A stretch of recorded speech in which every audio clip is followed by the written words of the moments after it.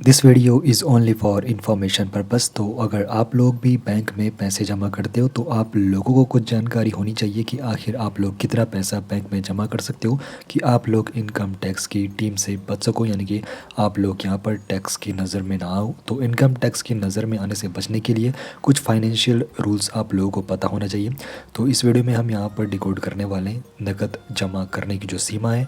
तो आप लोग बैंक अकाउंट में अपना अकाउंट तो ओपन कर लेते हो, तो कितने अकाउंट आप लोग ओपन कर सकते हो, क्या फ़ायदे क्या नुकसान है, फिक्स डिपॉजिट में टैक्स का यहाँ पर क्या सिस्टम है, तो सब कुछ विस्तार से समझते हैं।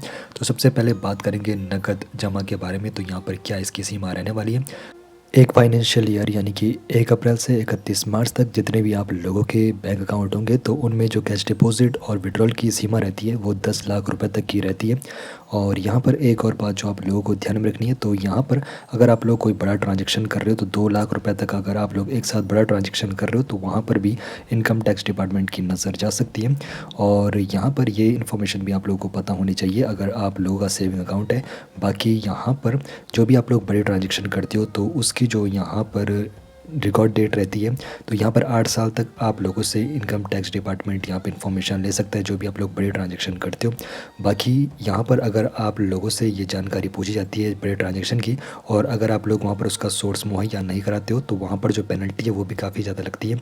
60% से लेकर 400% तक की वहाँ पर पेनल्टी आप लोगों को लग सकती है। अब यहाँ पर हम बात करेंगे कि क्या कई खाते आप लोगों को खोलने चाहिए, क्या फ़ायदे हैं और क्या नुकसान आप लोगों को होते हैं।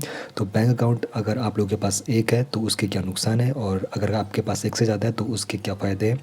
एक से ज़्यादा बैंक अकाउंट अगर आप लोगों के पास है तो आप लोगों की जो निर्भरता होती है एक ही बैंक पर वो कम हो जाती है। धोखाधड़ी से आप लोगों का यहाँ पर जो जोखिम रहता है वो कम हो जाता है। और साथ ही साथ DIC जिसे कहते हैं आप लोगों का जो अमाउंट रहता है 5 लाख रुपए तक आप लोगों का वहाँ पर बीमा मिल जाता है।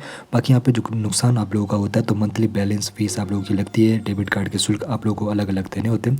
बाकी एक बैंक का जो जोखिम देखने को मिलता है, तो सपोज़ यहाँ पर कोई यहाँ पर ट्रांसपोर्ट वाला है यानी कि जो ट्रक है उसको माल अपना बेचना है, तो उसके पास एक ही बैंक अकाउंट है। तो अगर उसका जो बैंक अकाउंट का सर्वर है वो फेल हो गया तो एक्शन में उसका भुगतान रुक जाएगा और उसका कारोबार भी ठप पड़ सकता है। तो इसीलिए एक से ज़्यादा बैंक अकाउंट होने चाहिए। तो दूसरा सिनेरियो में आप लोगों को यहाँ पर बताऊँ, अगर आप लोगों के पास एक से ज़्यादा बैंक अकाउंट है तो ऐसे में DIC जिसे कहते हैं आप लोगों का जो अमाउंट है 5 लाख रुपये तक का सुरक्षित रहता है। अगर आप लोगों के पास 20 लाख है और 5-5 लाख रुपए आप लोगों ने चार अपने बैंक अकाउंट में यहाँ पे डाले हुए हैं तो 5 लाख रुपए तक का जो आप लोगों का निवेश है वो पूरी तरह से DIC जिसे कहते हैं सुरक्षित रहता है। अब यहाँ पर फिक्स डिपॉजिट के यहाँ पे क्या टैक्स रूल रहने वाले हैं, FD पर टैक्स के नियम भी आप लोगों को अच्छे से जान लेने चाहिए। भारतीय लोग अपनी सेविंग FD के रूप में काफ़ी ज़्यादा करते हैं क्योंकि सुरक्षित वो तरीका माना जाता है और यहाँ पर TDS भी काफ़ी पड़ता है। तो यदि आप लोगों की सारी FD वार्षिक ब्याज अगर आप लोगों का 10,000 से अधिक है तो बैंक 10% आप लोगों से टैक्स काट लेता है, ये भी आपको पता होना चाहिए। और इनकम टैक्स डिपार्टमेंट यहाँ पर ये इन्फॉर्मेशन भी लेता रहता है।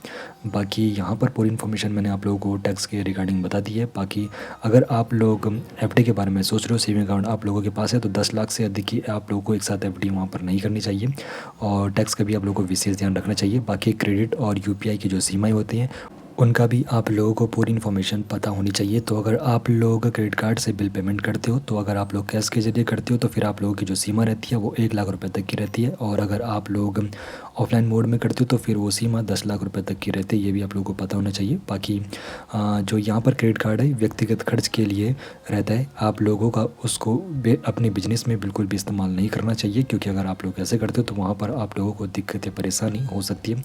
बाकी ये इन्फॉर्मेशन आप लोगों को पता होगी और यहाँ पर कुछ चीज़ें जो आप लोगों को विशेष ध्यान में रखनी होती है। अब कई बार क्या होता है कि कई दुकानदार जो भी ट्रांजैक्शन होते हैं तो वो जो ट्रांजैक्शन अपने सेविंग अकाउंट में लेता है तो उनको ऐसा नहीं करना चाहिए। तो उनको करंट अकाउंट ओपन करना चाहिए और करंट अकाउंट में ही जो बिजनेस की ट्रांजैक्शन होते हैं वो वहाँ पर होनी चाहिए।